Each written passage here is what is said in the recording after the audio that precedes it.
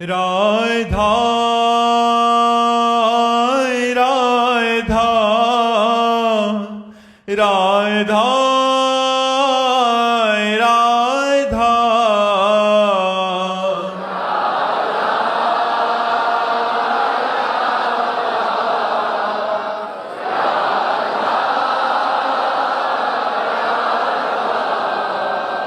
राधा राधा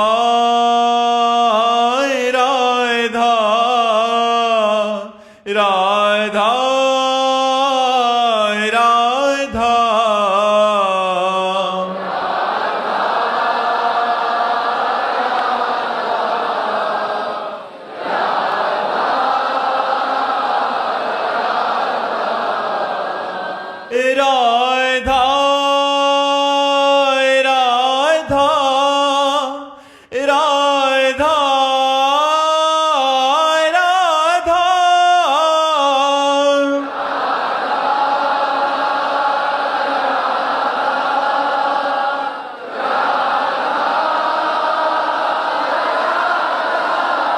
हाय राधा राधा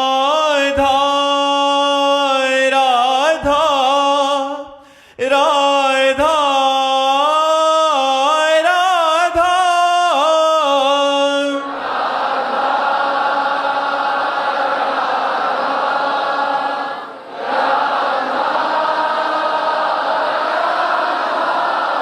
राधा हाय राधा राधा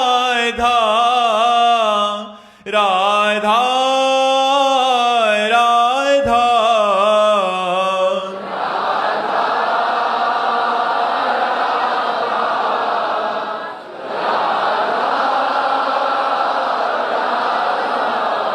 हाय राधा राधा राधा राधा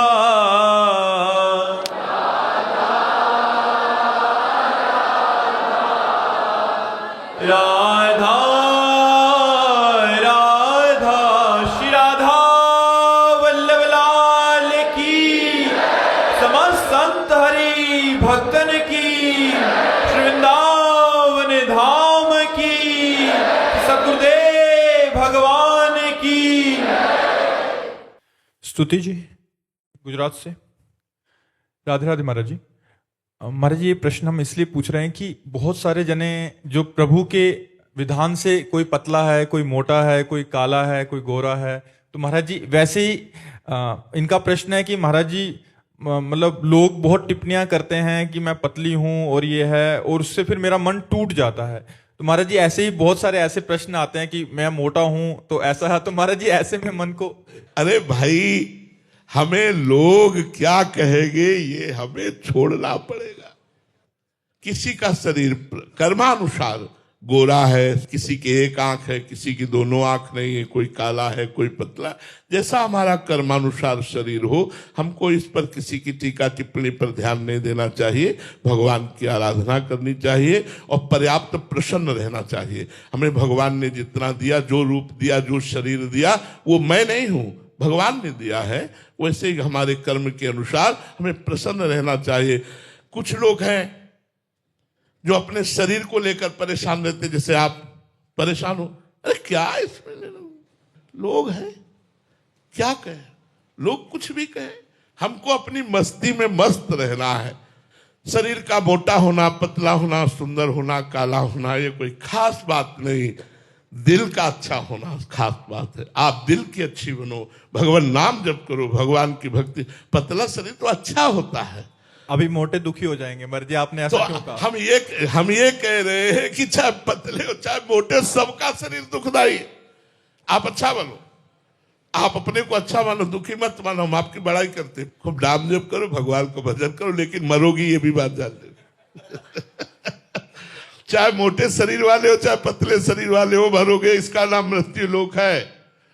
क्या शरीर पर प्रेम करना, क्या शरीर पे गुमान करना, नाम जप करो, जैसा शरीर भगवान ने दिया। राधे राधे।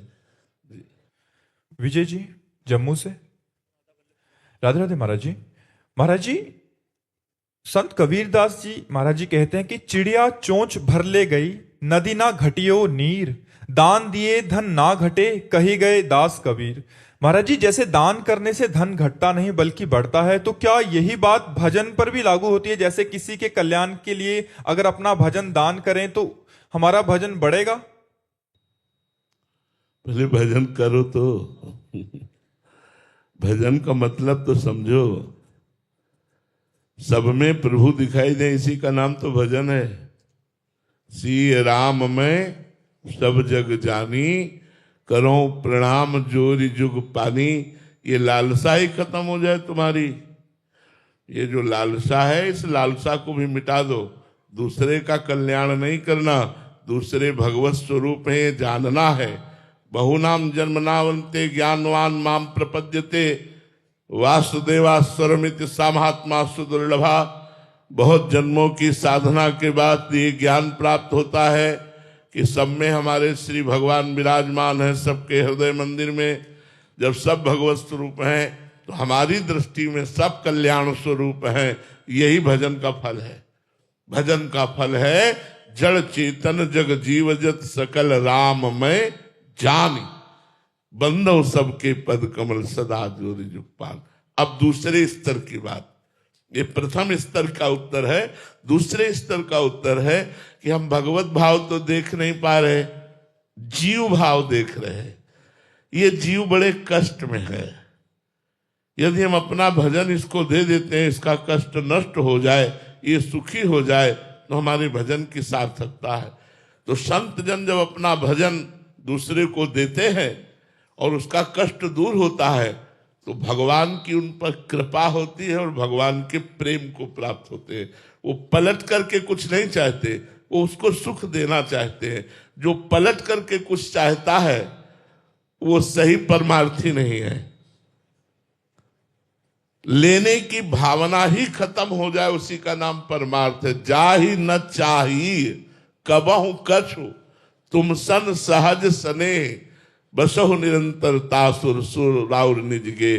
जैसे रात दिन जो भी सेवा भजन बनता है वो हम अपने देशवासियों को देते हैं, विश्व को देते हैं। किस रूप में देते हैं? विश्वात्मा भगवान के रूप में। सब स्वस्थ रहें, सबकी बुद्धि निर्विकार रहे, सब शांत और आनंदित रहें, बदले में कुछ नहीं चाहते। यही चाहते हैं कि हम रोज भजन करें और रोज अपने देशवासियों को देते रहें। जब तक जीवित रहें अपने देश की सेवा करते रहें, समाज की सेवा करते रहें। यही हमें मिल रहा है। यही हमें मिल रहा है कि हम सेवा कर पा रहे हैं। यही हमारी फीस है। यही हमारी फीस है कि हम अपने समाज की सेवा कर पा रहे हैं।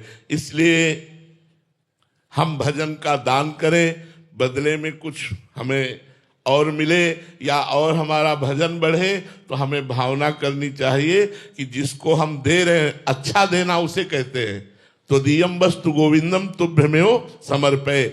आपकी दी हुई वस्तु आपको दे रहा हूं। मैं दाता नहीं हूं, हे गोविंद। लेने वाले भी आप हो और देने वाले भी हो। एक बार रहीमदास जी कुछ असस्पियां बांट रहे थे, तो ऐसे बांट रहे थे। तो एक व्यक्ति ने पूछा कि आपको तो आंख में आंख डाल करके देना चाहिए, आप आंख झुकाए क्यों हो? तो उनका देनहार कोई और है, देत रहत दिन रैन, लोग भरम मोपे करे, तासो नीचे नैन। लोग कह रहे रहीमदास जी बांट रहे हैं, इसलिए मेरे नेत्र नीचे है कि देनहार तो कोई और है जो देत रहते दिन रैन। तो अपने को दाता ना समझकर भगवान की वस्तु भगवान को दे रहे हैं, भगवान का भजन भगवान को समर्पित कर रहे हैं। सर्वोत्तम भाव यह है परमार्थ का, अध्यात्म का। महाराज जी, एक अन्य सिद्धांत में आपने बताया था कि साधक को वरदान और श्राप से बचना चाहिए। जैसे किसी को वरदान देने की भावना तभी उठती है कि जब उनको हमें करुणा आ जाए तो वरदान। तो महाराज जी, वो सिद्धांत साधकों की कोटि पे डिपेंड करता है। हाँ, जब तक भगवत प्राप्ति न हो जाए तब तक स्वयं पहले लगे रहना चाहिए। पहले अपनी वृत्तियों को सुधार कर भगवदाकार कर लेना चाहिए। और जब भगवदाकार वृत्ति हो गई तो आशीर्वाद और श्राप और वरदान इसका कोई महत्व ही नहीं रहता, वो तो एक खिलवाड़ रहता है। इसलिए पहले छुप के भजन किया जाता है और भगवत प्राप्ति की जाती है, फिर समाज में उतरा जाता है, फिर लोक कल्याण में उतरा जाता है। पहले अपना कल्याण करो, पहले स्वयं ज्ञान प्राप्त करो, पहले स्वयं भगवत प्राप्ति करो, फिर आगे का कार्य समाज सेवा वो खुद भगवान करवा लेते हैं। आस्था जी बिलासपुर हिमाचल से। राधे राधे महाराज जी। महाराज जी, शास्त्रों में हम देखते हैं कि साधना के मार्ग पर चलते हुए कभी कभी बड़े महापुरुषों को सूक्ष्म परीक्षाओं से गुजरना पड़ता है। जैसे भरत जी को हिरण के प्रति आसक्ति हुई, वहीं अजामिल जी की कथा में यह भी सिखाती है कि अंत समय में नाम स्मरण ही रक्षा करता है। तो महाराज जी, इन प्रसंगों को देखकर मन में भय आता है और आश्रय की आवश्यकता भी अनुभव होती है कि हम जैसे नीच जिनका मन स्थिर नहीं है, वे ऐसे क्या करें कि हमारा मन अंतिम समय इधर उधर। देखो, भय उसे लगता है जो गुरु की शरण में नहीं है। हरिवंश भरोसे भय निडर और नित गर्जत हरिवंश बल। आचार्य और गुरु के बल पर हम गरजते रहते हैं और हमारा बाल बांका भी नहीं बिगाड़ सकता कोई। ये हमें विश्वास है, हमारा कोई बाल बांका भी नहीं कर सकता। क्यों? हम असुरक्षित नहीं हैं। समुझ जाए शरण ते डरत ना काल डर। जो समझ करके शरणागत हो गए वो काल से भी भयभीत नहीं होते। और तो और जाने दो, क्या बिगाड़ लेगा कोई, क्या बिगाड़ लेगा?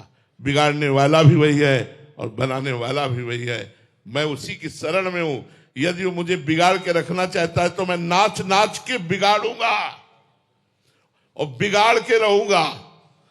हे हरि, मोसो ना बिगाड़न को तोसो ना सभारन को, तो ही मोई पड़ी होड़।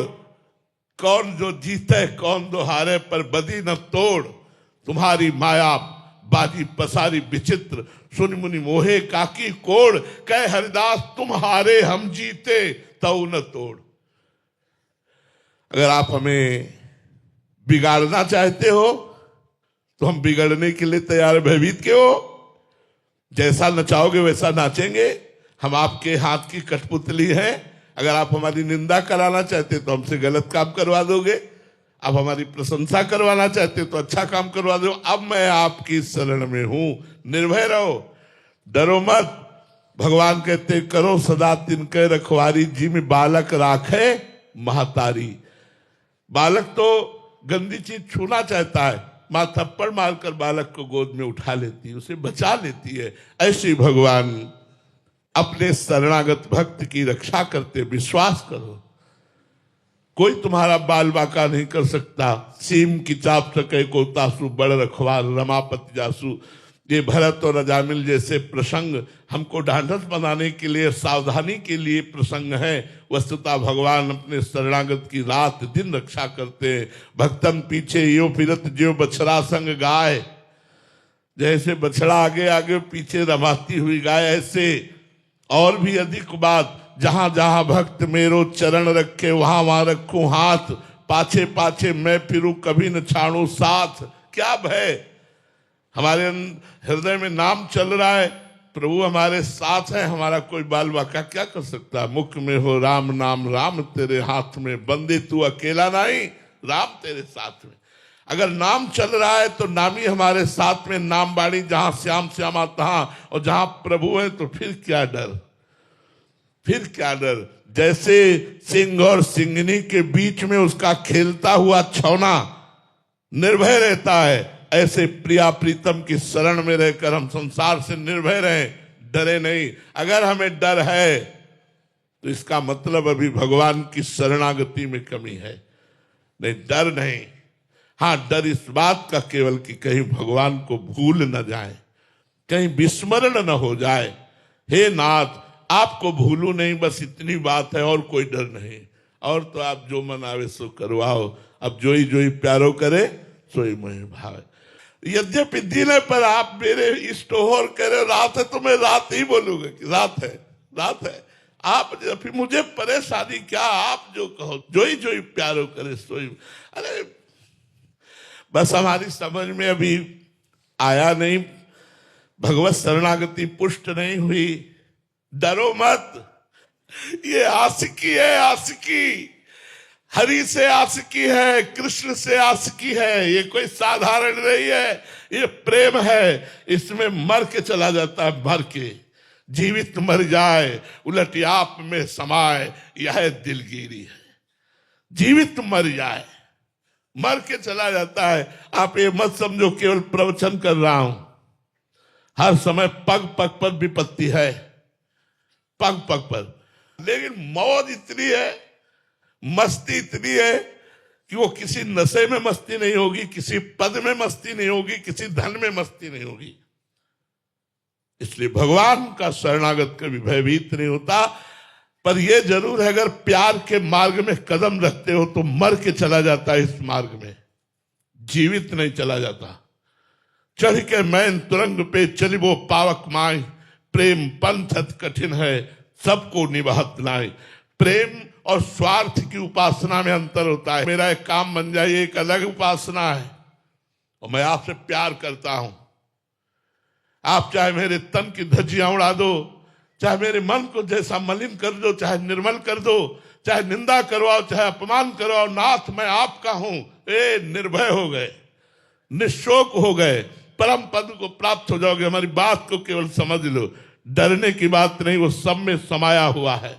जब हिरण्यकश्यप ने कहा आज तक तेरा राम तुझे बताता रहा, आज बचाए तो मैं जानूं तेरा राम कहां है, तो उनका तुम्हारे में, तुम्हारी तलवार में, इस खंबे में जिसमें मुझे बांध रखा है, बोला इस खंबे में तेरा भगवान है। एक घूंसे का प्रहार करने की चेष्टा की, ऐसा अवतार भगवान ने खंबे से लिया, त्रिभुवन कांप गया।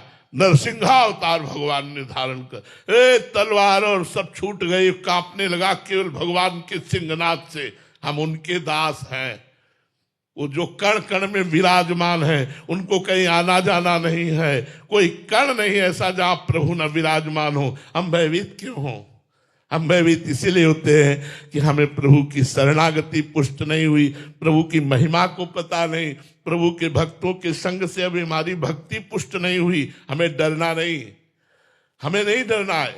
मुझे मोक्ष नहीं चाहिए, नाली का कीड़ा बना देना, लेकिन वृंदावन की नाली का कीड़ा बनाना, रसिकों का चरणामृत, रसिकों की जूठन पाऊंगा, इससे बढ़कर मुझे और कुछ।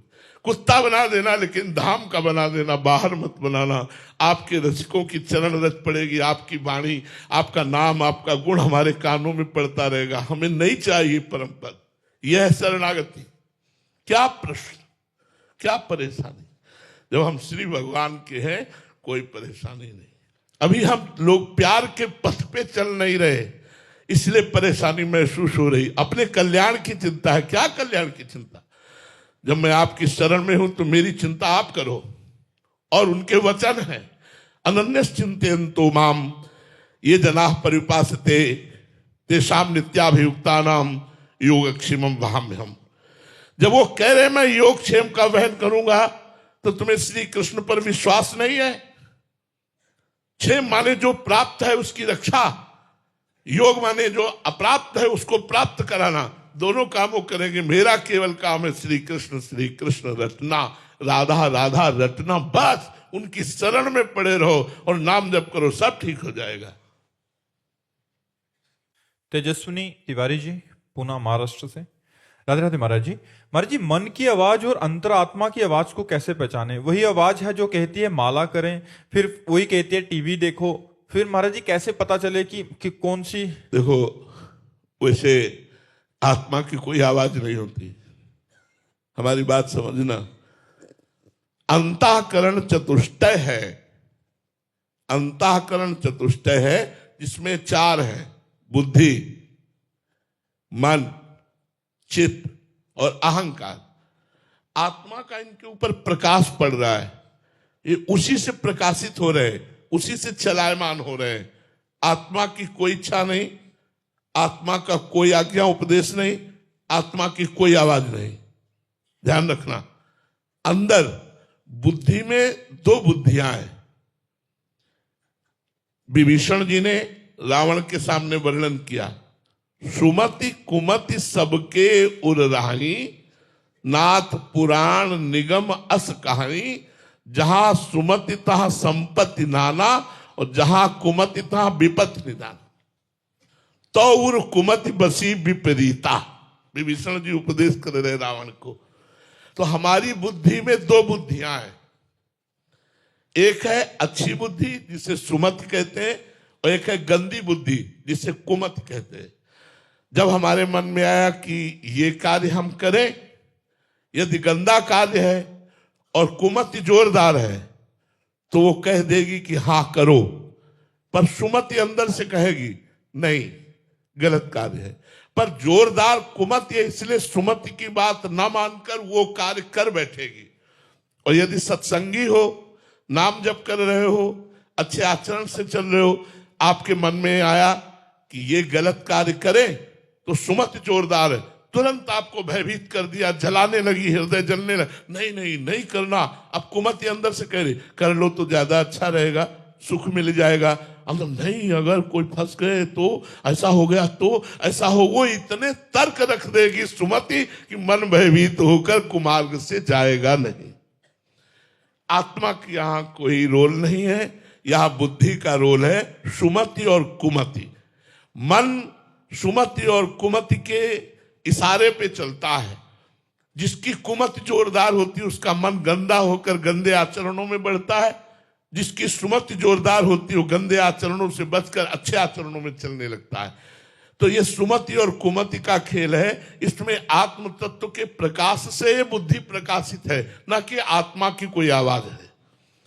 आत्मा निर्विकार निर्विकल्प, वो तेजस स्वरूप महान, उसका क्या वर्णन करे, उसकी कोई चाह नहीं, उसका कोई निर्णय नहीं। निर्णयाक बुद्धि, संकल्प विकल्प मन, चिंतन चित्त, क्रिया को स्वीकार करना और भोगना अहंकार।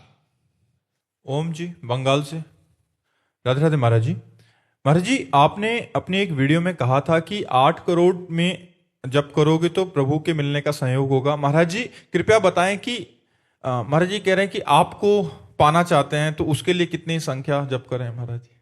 हम तो मिले हुए हैं यार, हम कब दूरी है।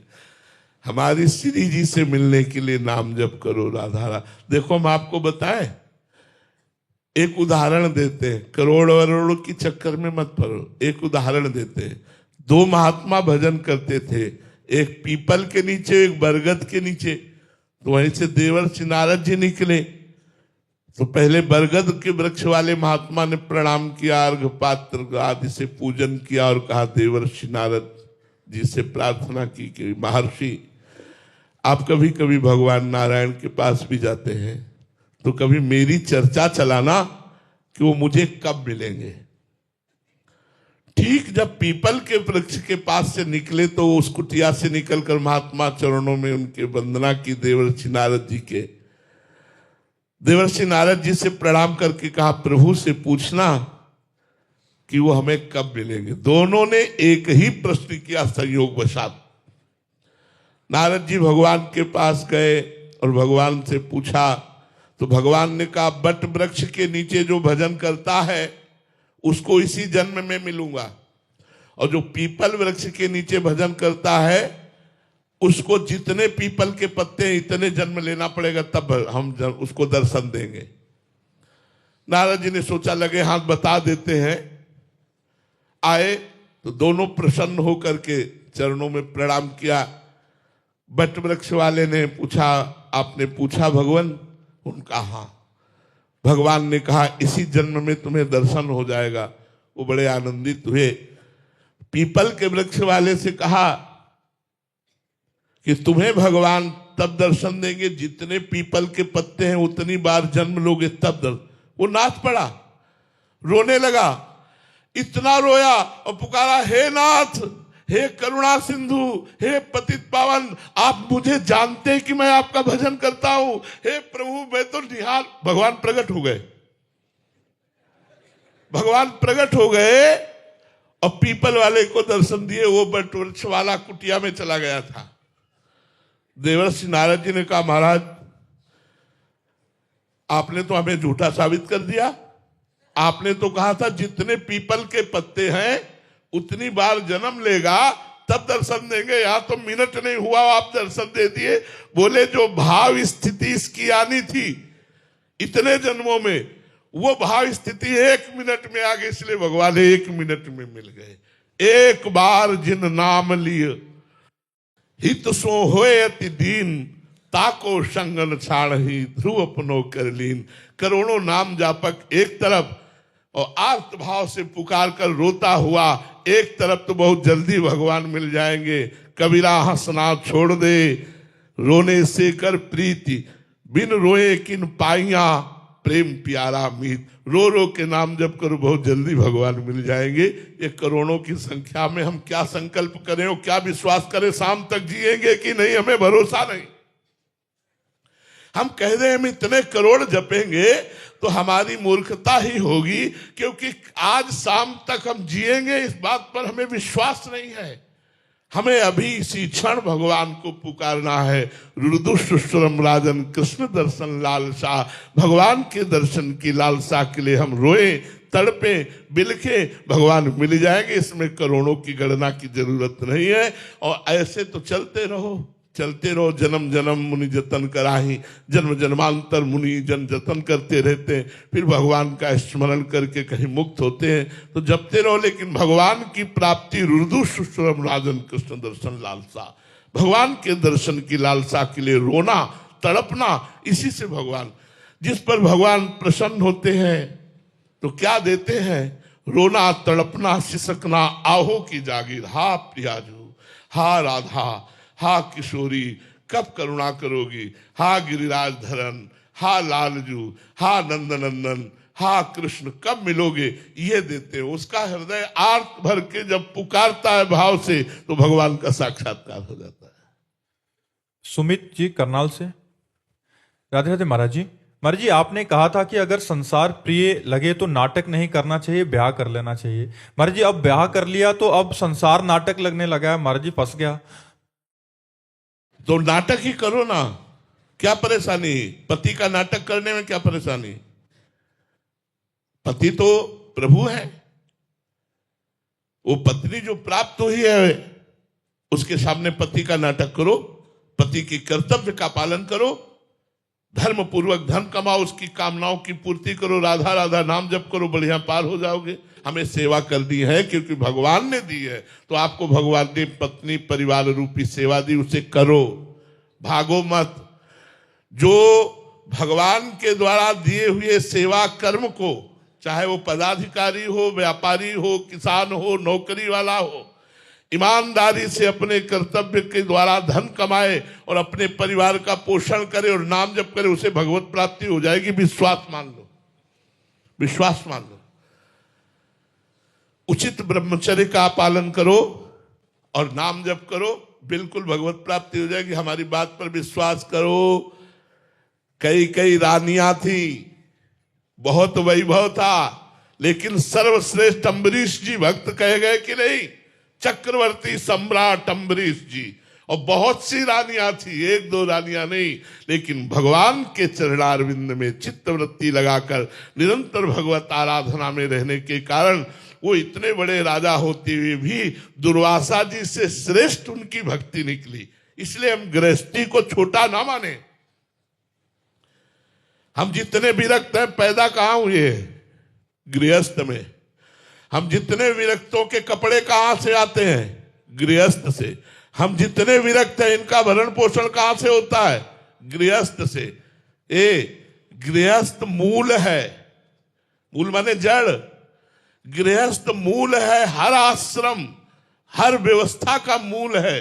अगर हमको यज्ञ करनी है तो गृहस्थ से, भंडारा करना है तो गृहस्थ से, मंदिर बनाना है तो गृहस्थ से, हमें समाज सेवा करनी तो गृहस्थ। आप वो गृहस्थ हैं। हाँ, अब शराब की बोतल लड़ाओ, मांस खाओ, पराई बहन बिटिया की तरफ गंदी दृष्टि रखो तो नरक जाओगे, चाहे जो कोई हो। गंदे आचरण करोगे तो नरक की प्राप्ति होगी, दुर्गति की प्राप्ति होगी। यदि सतधर्म के द्वारा कमाए हुए धन से समाज सेवा, परिवार सेवा कर रहे और नाम जप कर रहे हो, तो आपको निश्चित, जैसे एक विरक्त को भगवत प्राप्ति होती है, वैसे आप गृहस्थ को भगवत प्राप्ति होगी। आप चिंता ना करें, आपको आनंद पूर्वक जिए, मौज मस्ती से जिए, पर गंदे आचरण न करें, पाप आचरण न करें, नाम न छोड़े, धर्म पूर्वक रहे। सुबोध जी मिथिला से। राधे राधे महाराज जी। महाराज जी, वास्तव में गुरु और भगवान में क्या भेद है? भेद होते हुए भी अभेद है और अभेद होते हुए भी भेद है। भेद होते हुए गुरु पार्थिव पांच भौतिक शरीर में विराजमान है, ये भेद है। भगवान का शरीर चिदानंदमय होता है और गुरु का जो प्रगट शरीर होता है वो पांच भौतिक होता है, ये भेद है। तत्व में जो भगवान है वही गुरुदेव है। गुरु साक्षात परब्रह्म तस्मै श्री गुरुवे नमः। भगवान का देह प्रकृति को अधीन करके प्रकट होता है और गुरु का देह प्रकृति के अधीन होता है। भगवान कर्म बंधन मुक्त प्रकट होते हैं और गुरुदेव का शरीर कर्म बंधन युक्त होता है, क्योंकि किडनी फेल हो गई, कैंसर हो गया, ये सब कर्म बंधनों का ही तो है। तो अभेद होते हुए भेद शरीर को लेकर और भेद होते हुए भी अभेद तत्व को लेकर। तत्व रूप में गुरुर ब्रह्मा गुरुर विष्णु गुरुर्देव महेश्वरा गुरु साक्षात परब्रह्म तस्मै श्री गुरुवे नमः।